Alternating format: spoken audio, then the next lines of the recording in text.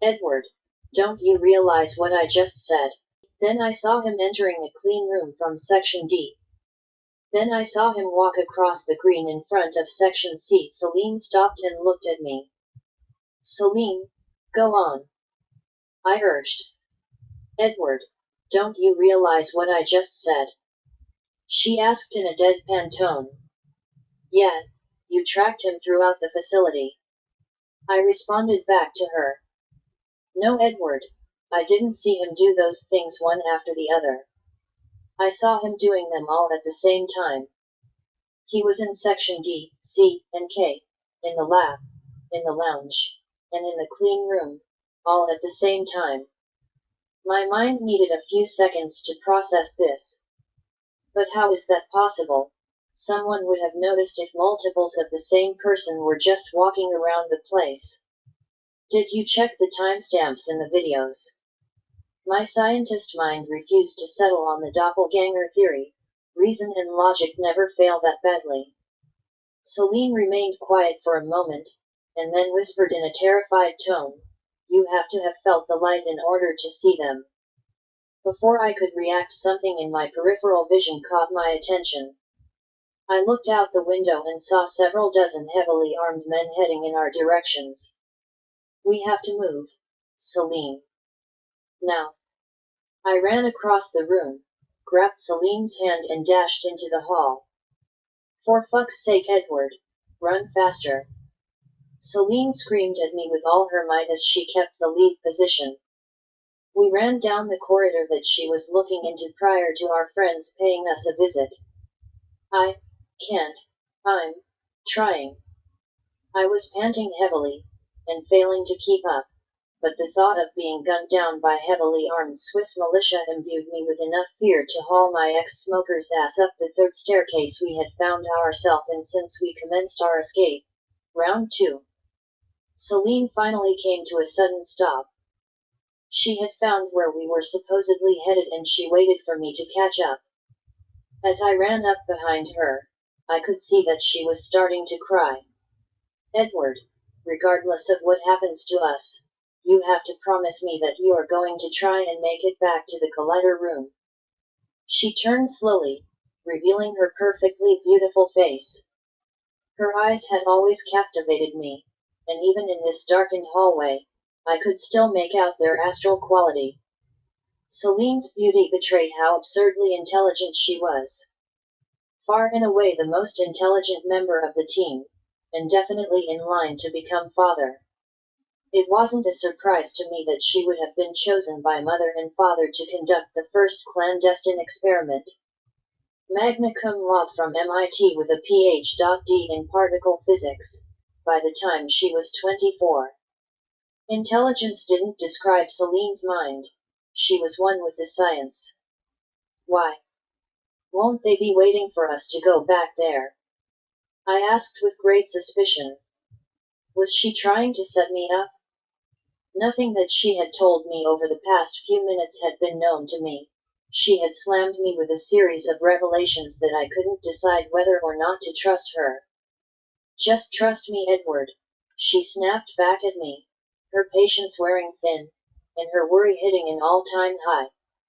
"Regardless of what happens, promise me you'll go back there." "I promise," I weakly responded. As the words left my mouth, the sound of heavy footsteps started to emanate from the stairwell we had just left. "Run, Celine," I ordered, and she complied. My legs seemed to find new energy, boosted by the sound of our potential killers encroaching on us.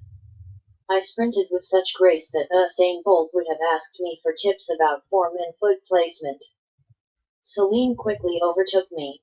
So much for the Bolt being jealous. We found ourselves running down what seemed like an impossibly long corridor. A door was visible at the end. As we ran towards the door and threw ourselves out, we found ourselves running through the snow. We had left Section A and were headed to K. The door had let us out behind the building and we could hear the faint sound of the soldiers who had been eagerly looking for us.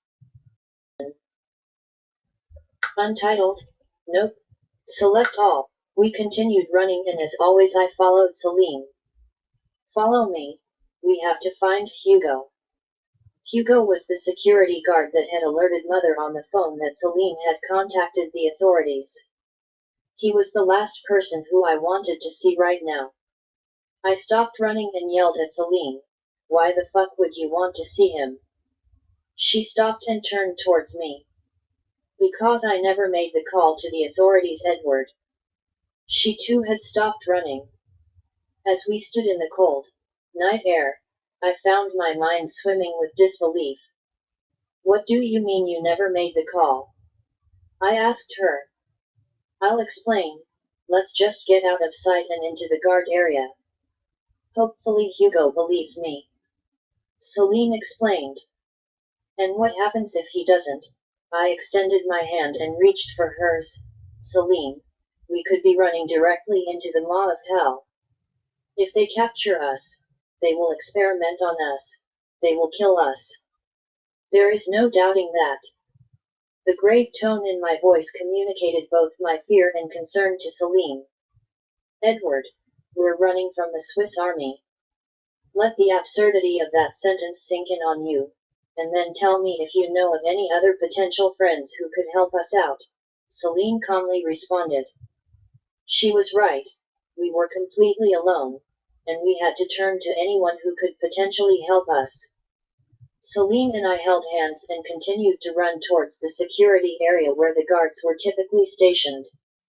As we rounded the corner, we could see that there were 3 members of the Swiss forces which had come to get us, talking to 2 of the guards who were on duty. One of the guards was a tall, rather handsome man with sharp Germanic features. The other was Hugo. "We have to get his attention without attracting the others," whispered Celine, "and we have to do it now, before our gun-toting friends start looking over here." I was plumb out of ideas, but knew that Celine would have a trick or two up her sleeve. "I'm going to whistle." She turned and looked at me as she continued to explain the plan. We were both hugging the wall which offered us some shelter and protection. "Whistle. What the fuck? That'll get their attention for sure," I exclaimed, realizing that getting their attention probably meant being gunned down or tossed and subdued at best. What had my life become? Being tossed was the best thing I could hope for. Hugo and I dated for a few weeks. We didn't click, but we watched close encounters of the third kind on our first date. "I'm going to whistle the tone, and hopefully he gets the hint," she explained. "That's the great idea. Won't they realize that someone's clearly trying to get attention if we do that?" I exclaimed at her, my voice never rising above a barely audible whisper. "You have any great ideas?" she snapped back at me. I could see that she was running out of options and this was a last-ditch attempt. "Okay, here goes," she said. She turned the corner of the wall we were hiding behind and whistled this tone. As soon as she had finished, she whipped around the wall and threw herself to the ground next to me. We both crouched down, and kept an eye on the guard hut. What was that? One of the Swiss soldiers barked. Was that whistling? He had turned towards Hugo at this point, and clearly demanded answers. The idea must have been communicated to Hugo since from our vantage point we could see him, the other guard and the Swiss soldiers having a heated debate. After a few seconds of arguing, we could see the other guard and the soldiers leave the guard hut.